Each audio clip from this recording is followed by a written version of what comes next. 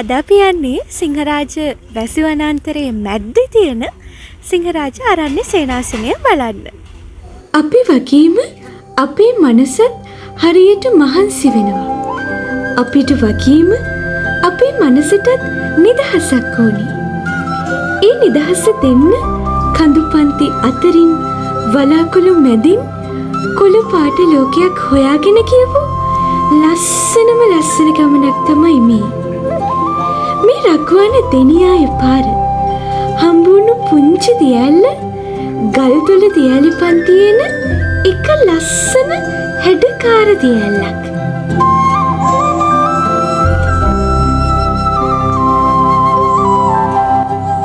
කොළ පාට, කහ පාට, දුඹුරු පාට එකතු වුණු මේ ලස්සන ලෝකයට මීදුම් වලාවනුත් මුසු වුණාම දැනෙන්නේ හරියට අපි දිව්‍ය ලෝකයකට ගියා වගේ. රක්වාන අරණ්‍ය සේනාසනය කියන්නේ ඒ වගේ දිව්‍ය ලෝකයක්. හිත නිවන තැනක්.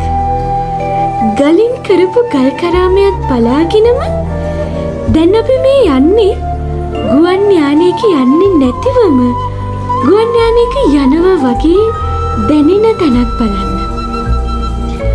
පොද වැස්සකට සුබාදහමේ හඬට මොන තරම් අපේ හිත් නිවන්න පුළුවන්ද කියන දේ මේ කොළ පාට ලෝකෙ අතරින් ඇවිදගෙන යද්දී මට දැනුණා.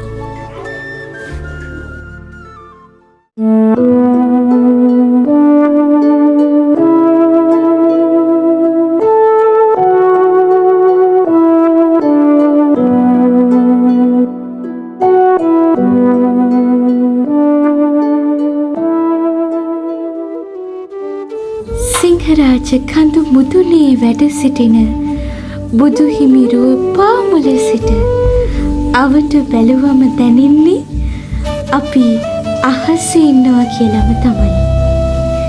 සිතට සැනසුමත් මනසට නිදහසක් දැනෙන මේ ලස්සන තැන බලන්න ඔයාලත් දෙන්න.